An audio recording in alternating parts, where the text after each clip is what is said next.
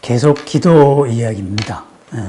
관세음보살 기도법, 이제 관상연불 해가지고 한번 했고, 아미타불 기도 방법도 했고요. 신중기도에 대해서도 저번에 한번 했지요.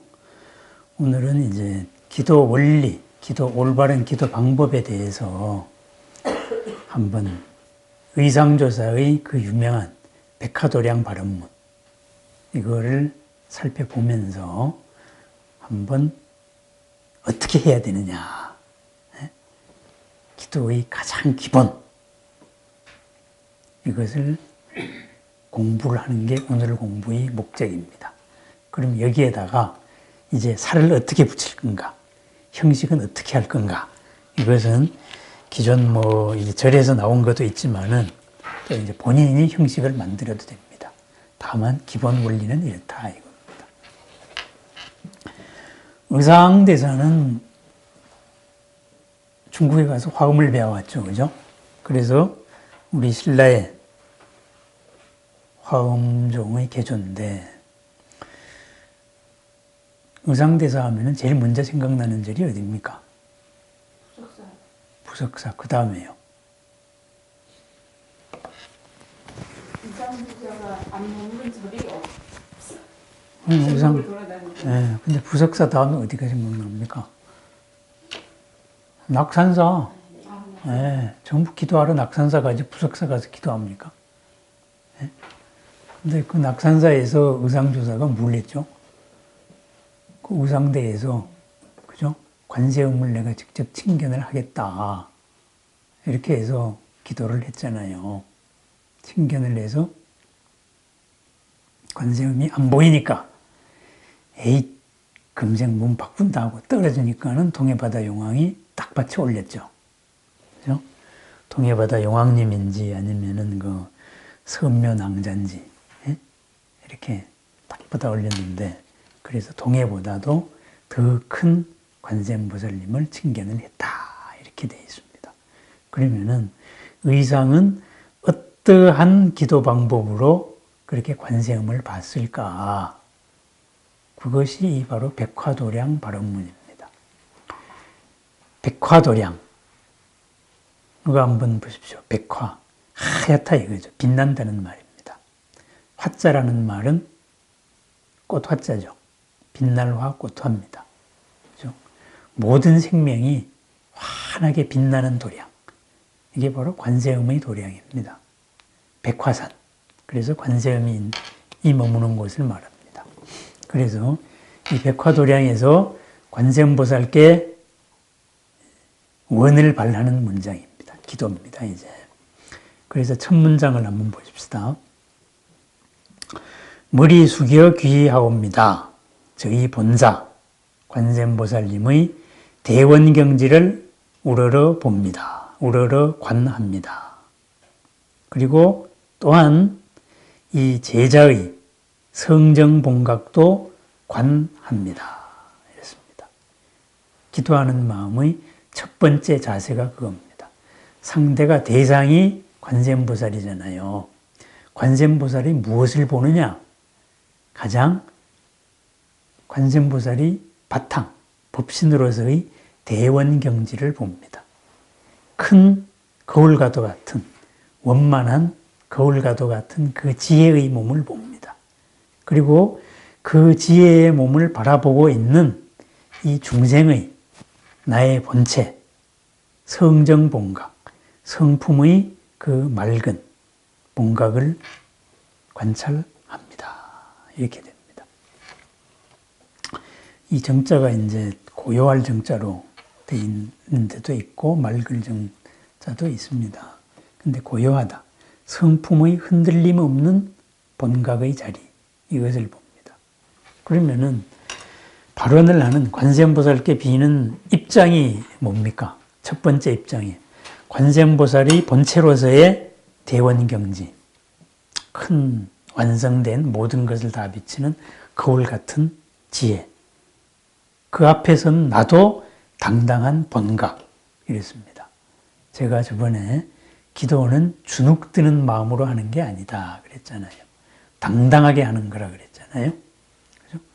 후배가 선배한테 하는 겁니다. 내가 부처가 되는 건데 내 바탕에서 바로 본각이 갖추고 있습니다. 이것을 내 스스로 믿고 마주하는 겁니다. 그럼 여기서 대원경지를 잠깐 설명을 해야 되겠죠. 그죠? 의상은 화엄종이지만은 우리 인간에 대해 가지고 인간의 구조에 대해서 밝힌 게 뭡니까? 유식이죠. 그죠? 유식에서 봤을 때는 우리 사람은 전오식이 있고 안입이 설신의가 있고 안입이 설신이죠. 그 다음에 이것을 1차적으로 종합하는 사유하는 기능으로서의 의식, 6번째 육식이 있고 그 밑에에 나다는 만화식, 제7식이 있고 그 밑에에 거대한 창고와 같은 모든 것을 다 갖추고 있는 아라야식이 있습니다. 그런데 우리는 업에 의해 가지고 때 묻은 식으로서 세상을 살고 판단하고 있는데 그러다가 보니까 우리는 나라는 생각 이런 거에 의해 가지고 업을 나로 착각을 하니까 생각당해지는 이 업을 생각을 일으키는 업을 내가 생각한다라고 착각을 하니까 어떻게 됩니까? 생각한다고 하는 게 전부 다 내 업의 집착하는 바 이대로 생각을 합니다. 그게 편개소집성입니다. 그리고 그 밑에는 뭐가 있느냐? 그 밑에 본질로서 봤을 때는 의타기성, 모든 것은 서로 연기로서 함께 존재한다. 이런 성이 있습니다. 그리고 그 밑에 있는 게 뭐냐? 그죠? 원성실성. 원만하게, 있는 그대로 원만하게 모두 다 갖춘 거다. 이거거든요. 이것을 세 가지인데, 이것을 인식하는 지혜로 판단을 했을 때는 어떻게 되느냐. 우리의 업이 맑아지면 어떻게 되겠습니까? 전 오식에서는 현재는 편개소집성에 의해 가지고 내 업이 좋아하는 대로 보고 싶은 대로 보고 있습니다. 그래서 감촉을 좋아하는 사람은 감촉을 찾아가지고 살고 소리를 좋아하는 사람은 소리를 보고 모습을 좋아하는 사람은 모습을 보고 삽니다. 그런데 그러한 업에서 후리하게 해방되었을 때 업의 한계의 업의 지배를 받지 않을 때는 있는 걸 있는 그대로 바라보니까 어떻게 돼요? 모든 거에서 전부 다 진정한 지혜가 나온다 이거죠. 성소작지 이런 거죠. 지혜가 나온다 이거죠. 그리고 그러한 지혜가 나왔을 때 그것을 판단하는 생각으로는 그것을 이제 판단하는 생각으로는 성소작지 다음에 묘관찰지가 나오죠. 그죠? 묘관찰지. 그래서 바르게 모든 것을 살피고 관찰한다. 이렇게 됩니다. 묘관찰지를 넘어섰을 때, 그 다음에 제7식이 맑아지면 어떻게 되겠어요? 나라는 의식, 나와 남을 구분하는 이런 것이 참다운 지혜로 바뀌었을 때, 7식이 참다운 지혜로 바뀌었을 때, 그때가 바로 평등성지가 됩니다. 평등성지. 내한테 가능한 게 남한테도 가능하고 똑같이 우리는 서로 관계 속에서 의타기성 속에서 살고 있기 때문에 다 같이 평등한 속에서 하나입니다. 하나면서 너와 나는 역할의 차이일 뿐입니다. 가치에서는 같은 거죠. 그리고 마침내 제8식의 지혜가 빛나는 것을 대원경지라고 합니다. 하나도 빠짐없이 모든 것을 거울같이 원만한 거울로서 비추는 지혜. 바로 그겁니다. 그러면은 관세음보살이 인격적으로 우리한테 작용을 할 때는 어떻게 되겠습니까? 바로 이 대원경지로 작용을 하는 겁니다. 관세음보살이 거울에 남김없이 모든 게 다 비칩니다. 이 거울을 바라보는 우리들, 제자는 바로 성품의 본각을 지니고 있는 존재입니다. 그래서 발언을 할 때 맨 처음에 서로와 서로의 존재를 확인하는 겁니다. 당신은 위대하신 분이고 나는 하찮은 중생이니까 이렇게 시작하는 게 아니다 이거예요. 우리 불교 기대는. 예? 관세음보살께서는 인격적으로 우리한테 현실에서 드러날 때는 대원경지로 드러나시고, 예? 그 대원경지를 대하는 나는 당당한 성품의 맑고 고요한 본래의 각 본각을 관찰하고 있습니다. 이제 갖추고 있습니다. 이것을 딱 확인을 합니다. 그렇게 해서 요걸 한 번 더 확인하는 게, 이게 보통 이제 지금까지 문장에서 빠져 있었다 그래요.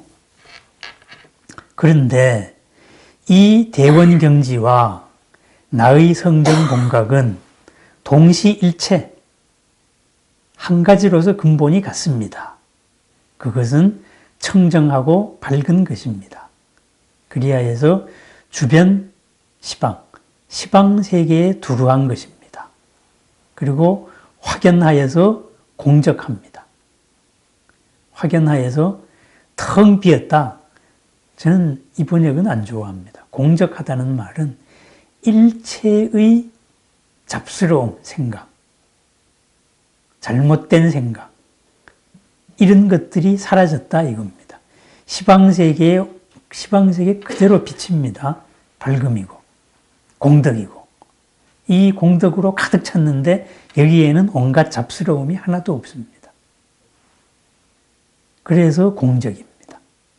그리고 여기에는 무생불상 무능소명, 중생이다, 부처다, 이렇게 이제 따로 모습으로 구분할 것도 없고, 또 귀한 능소, 귀하는 주체다, 귀받는 대상이다, 이런 것도 없습니다. 더불어 하나로 존재하는 겁니다.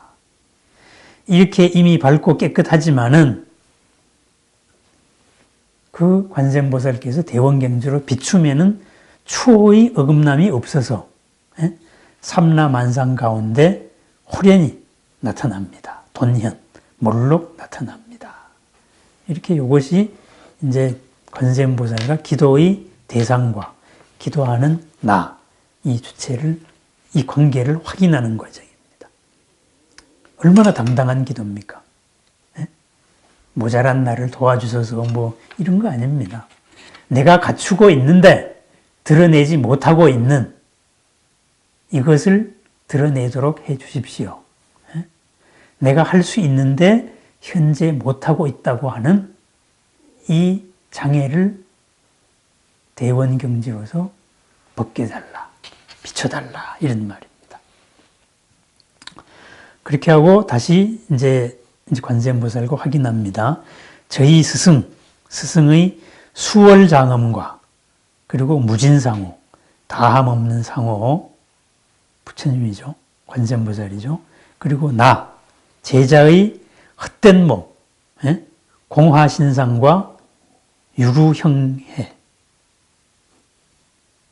온갖 번뇌로 가득한 이 형체 사이에는 의보와 정보, 정토와 예토, 즐거움과 괴로움이 같지 않습니다.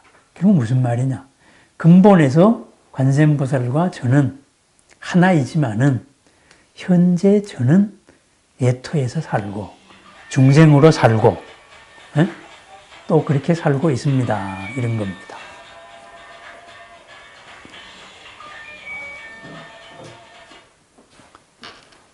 중생으로서 살고 있다 이 말입니다. 그러니까 근본에서 관세음보살과 제가 같다 그래서 우리가 그거를 근본이 같으니까는 현상도 같은 거야, 이렇게 주장하면 안 됩니다.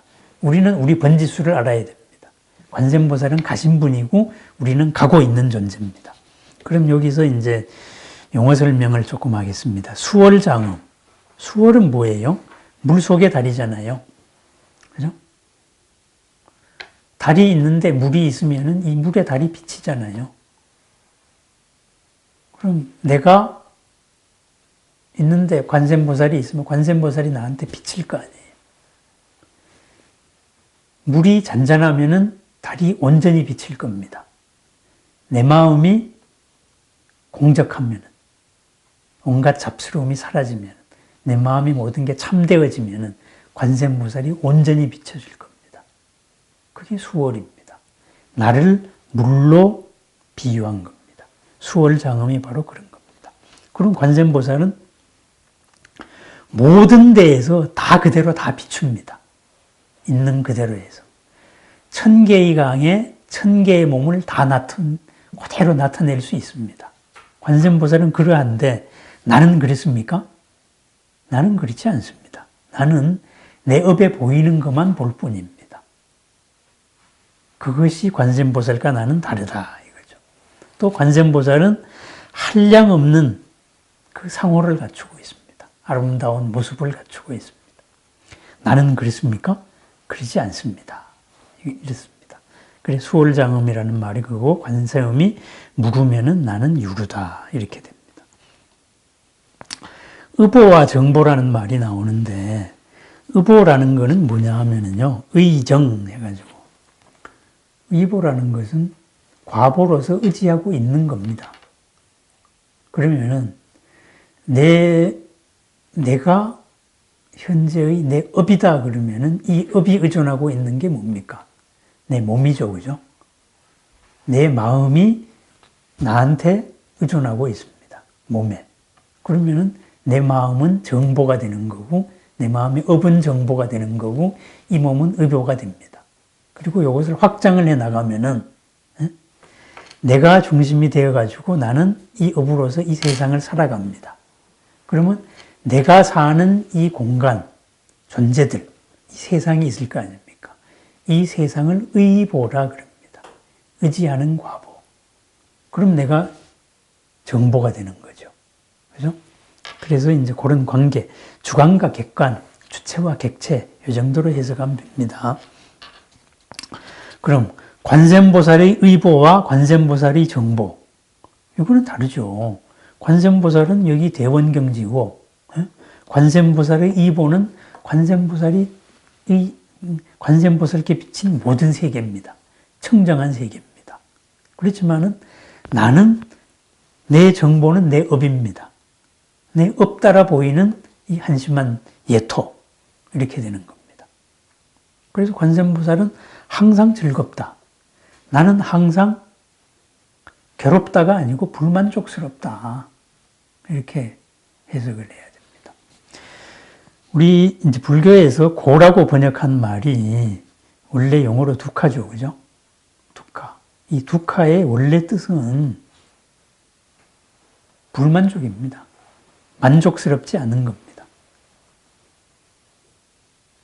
그런데 이것을 만족스럽지 않은 것의 극단적인 상태가 고죠. 괴로움이죠. 그래서 자꾸 이제 불교에서 고하니까 불교를 고의 종교. 여기다가 양념을 살짝 쳐가지고 불교 교리를 사기치면 뭐가 되느냐. 고에다가 통자를 집어넣어요. 불교는 고통을 벗어나는 종교다. 이렇게 말합니다. 그렇게 주장하는 학자들 많이 있어요. 거리낌 없이 그렇게 씁니다. 고통을 벗어난다. 그거는 두카가 아닙니다. 고통을 벗어나는 게 불교면은 불교적인 수행은 무슨 마약입니까? 진통제입니까? 고통이라는 실체에서 무슨 이거 아니에요. 불만족스러운 것 속에는 만족이 있는 거예요. 그죠? 만족이 있는데 만족에 한계가 있으니까 그때 가서 또 불만족이 오는 겁니다. 그래서 한계 지은 게 싫다. 만족스러울 때는 좋다가 그 만족이 한계가 드러났은 게 싫다. 그때 오는 게 고입니다. 괴로움입니다. 이걸 영원히 머무르게 하고 싶은데 근데 머무를 수 없는 거니까 에이 괴롭다. 이렇게 되는 거죠. 그래서 이 즐거움과 괴로움 했을 때도 만족과 불만족 이 정도로 보면 됩니다. 관세음보살은 항상 만족하고 즐겁습니다. 우리는 항상 만족하지 못하고 또 괴롭습니다. 가끔 가다가. 그래서 불교는 고통의 종교가 아니다. 고통을 벗어나는 종교가 아니다. 그래서 이제 전 차라리 이 고라는 말은 원래 이제 번역을 안 했어야 되는 말입니다. 열반이라는 말 같이 투카라는 말. 고라 그러고 고통이라 그래가지고 불교가 이상하게 됐습니다. 그렇게 같지 아니하지만은 의보와 정보, 정토와 예토, 그리고 즐거움과 즐겁지 않음. 그것이 관세음보살과 나는 다르지만은 그러나 모두 같은 대원경지를 떠나지 않습니다. 연계 분리 일 대원경, 큰 거울을 떠나지 않습니다. 처음같이 이렇게 확인을 다시 교리적으로 확인을 한 겁니다. 우리는 근본은 같은데 현실은 차이가 납니다. 현실 차이가 난다 그래서 우리는 현실 속에 속박되어 있는 이런 존재는 아닙니다. 그래서 근본에서는 대원경지입니다. 라고 말합니다. 그래서 기도하는 마음이 원칙이 뭐냐? 이게 바로 의상조사의 그 유명한 말입니다. 관세음보살의 거울 속의 제자의 몸으로, 관세음 거울 속의 제자의 몸, 부처님 거울 속의 제자의 몸, 내 몸입니다. 제자의 거울 속에 있는 관세음보살님께 기명정례합니다. 나의 바탕에도 부처님이 비쳤어요. 그런데 성정본각에 비친 부처님이 완전하지가 않아요. 이 둘을 완전하게 하는 게 바로 기도입니다. 그렇지만 이 기도하는 마음의 자세는 이제 성정 본각으로서 같은 관세음보살 또는 부처님과 내가 마주했습니다. 그래서 관세음보살한테는 부처님에게는 내가 다 비췄습니다. 이제 남은 건 뭡니까? 내한테 부처님이 다 비춰지기를 바랍니다. 내 거울 속에 있는 부처님입니다. 그러니까 대상이면서 내 속에 있는 부처님입니다. 제자의 거울 속에 계신 이 관세음께 귀명정례합니다. 목숨을 들어서 예배 드립니다. 그래서 그리고 성심 어린 진실하는 발언의 말씀을 사례어 올립니다. 원하옵건대 가피를 내려 주시옵소서. 이렇게 합니다. 이제 관세음보살과 내가 이러이러한 과정으로 하나 되겠습니다. 우리는 하나입니다. 확인하고 이제 하나 되겠습니다. 그랬습니다. 그래 밑에 나옵니다. 오직 원하옵나니 제자는 세세생생 관세음보살님을 염하며 그리고 스승으로 모시겠습니다. 본사로 삼겠습니다. 근본 스승으로 삼겠습니다. 근본 스승으로 삼는다는 건 뭐예요? 내가 관세음보살하고 똑같이 되겠다는 말이에요. 그죠? 관세음보살께서 아미타 부처님을 정대하신 이마에 있었던 것과 같이 제자 역시 관세음보살을 항상 머리 위에 모시고 살겠습니다. 관세음보살이 했던 것처럼 내가 언제나 관세음보살을 이마에 이고 산다. 머리에 이고 산다. 이 마음을 떠나지 않고 살겠다. 관세음보살과 함께 살겠다 이거예요. 관세음보살이 내 머리 위에 항상 계시다. 이러면 내 행동이 어떻게 되겠습니까?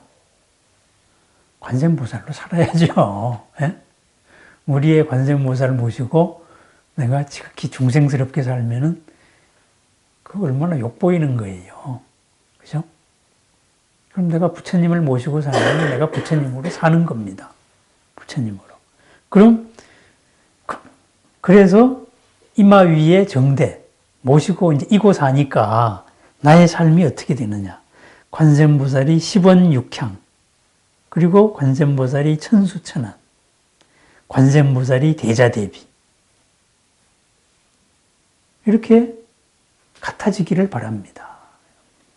저도 관세음보살 같이 10원육향하고, 이거 천수경에 나오죠, 그죠? 원하속지 일체법부터 원하조동법 성신까지 10가지 원, 육향, 그 다음에 지옥 갔을 때, 악이 갔을 때, 축생 갔을 때 쭉 나오는 거. 그리고 천개의 눈, 천개의 손. 모든 것을 바라보고 모든 것을 다 실천한다. 그리고 큰 좋은 관계, 대자, 큰 연민의 마음. 이래서 관세음보살과 실계동등 같아지기를 원합니다. 언제? 몸을 버리는 이 세상, 몸을 버릴 이 세상과 새 몸을 얻을 저 세상에서 언제나 어디서나 이 말입니다. 머무는 곳곳마다 그림자가 물체를 따르듯이 언제나 설법하심을 듣고 바로 교화를 돕겠습니다. 조양진화, 참으로 교화하는 것을 거들겠습니다. 이렇게 말합니다. 그리하여서 온누리 모든 이웃들이 관세음보살이 대비주를 외우게 하고 관세음보살을 염하게 하고 다 같이 관세음보살이 근본 삼매, 원통 삼매에 들게 하여 지이다. 이렇게 말합니다. 그리하여서 또한 관세음보살께 염하옵나니 이 목숨이 다할 때 관세음보살께서는 밝은 빛을 놓아서 저를 맞아 주시옵소서. 친승 대승 방광접인 친이 대성께서는 저를 인도하여 주소서 이 말입니다. 모든 두려움을 떠나서 몸과 마음이 쾌활하고 적열, 기쁘고 그리고 일체의 순간에 백화도량에 왕생하게 하여 주소서. 관세음보살의 도량에 극락세계죠. 함께하기를 바랍니다. 그리하여서 모든 보살과 정법과 함께 듣고 진리의 흐름에 들어서 그리고 생각은 점점 더 밝아지고 그리하여서 부처님의 무생법인을 바로 얻게 하소서. 그래 모든 원을 마치며 관세음보살께 기명정례합니다. 이게 백화도량 발음문입니다. 그러면은 이게 여기 이제 결본된 게 있었는데 우리 정병삼 교수가 이거를 다 찾아내가지고 이렇게 됐어요. 그러면은 이 관세음보살 기도법이 뭐냐? 결국 이겁니다. 관세음보살과 나는 같습니다. 근본에서는 같습니다. 당당하게. 그런데 현재에서는 같지 않습니다. 그래서 어떻게 해야 되느냐? 관세음보살이 거울 속에 제가 비쳤습니다.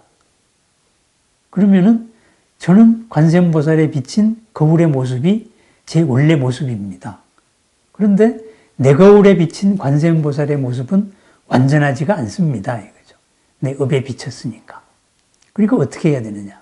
세세생생 관세음보살을 머리 위에 이고 관세음보살이 했던 것처럼 그렇게 살겠습니다.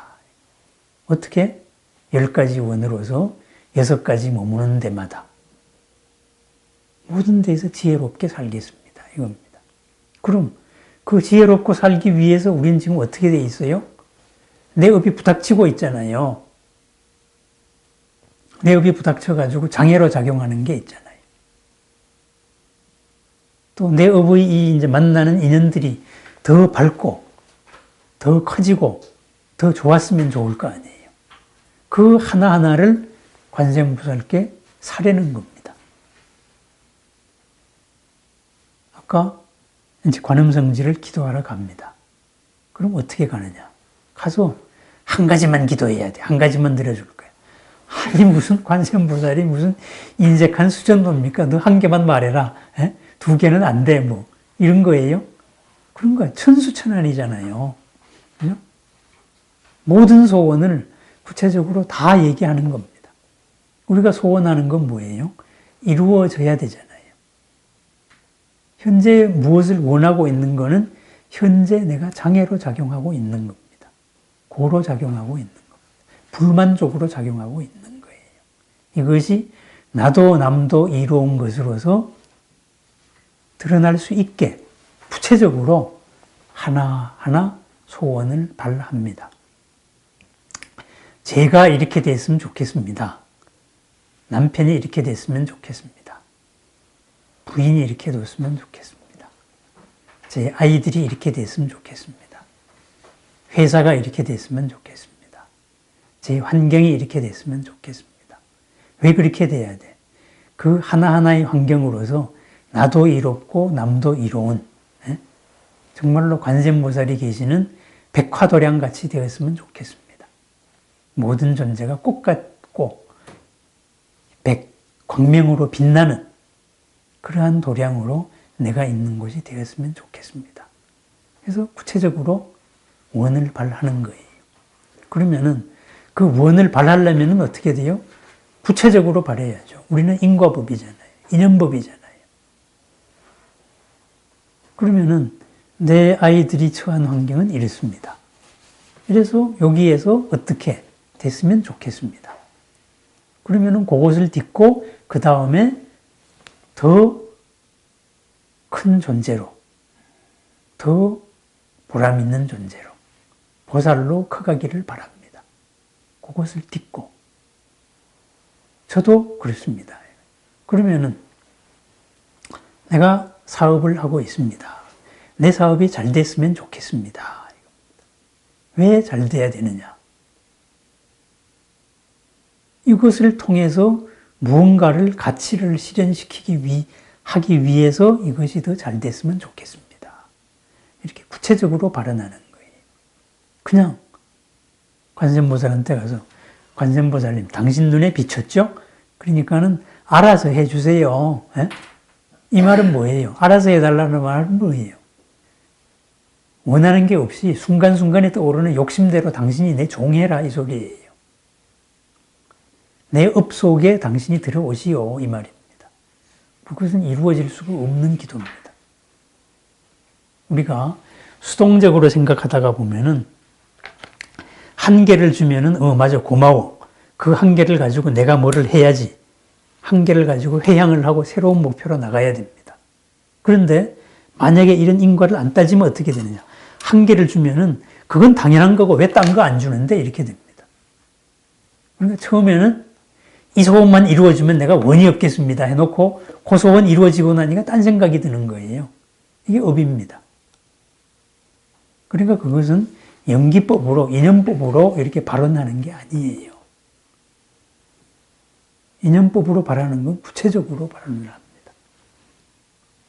불사를 한다 그럽시다.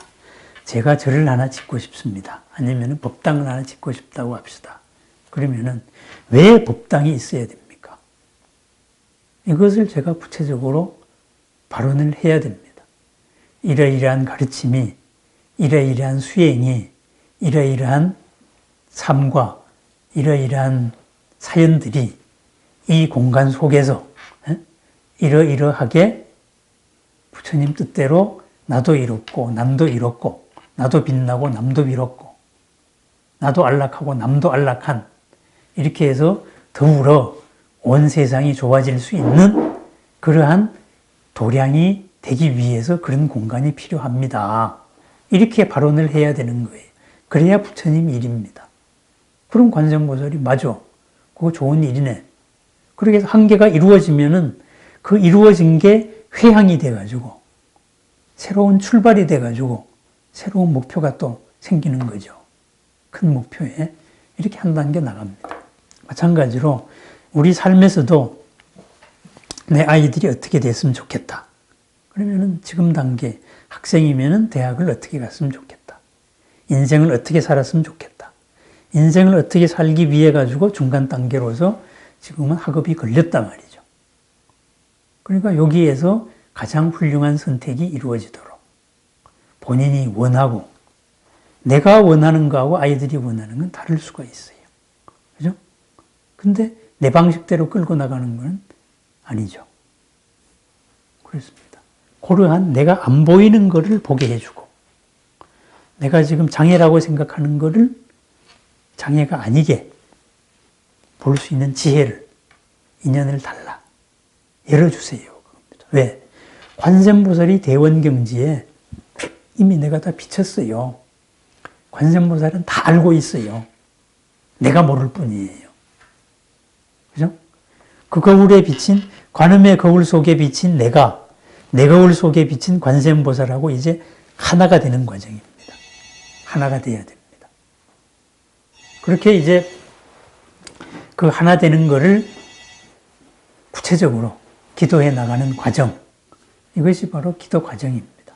이게 백화도량 발언문입니다. 관세음보살 기도 방법입니다. 의상은 의상대에서 바로 이렇게 발언을 했습니다.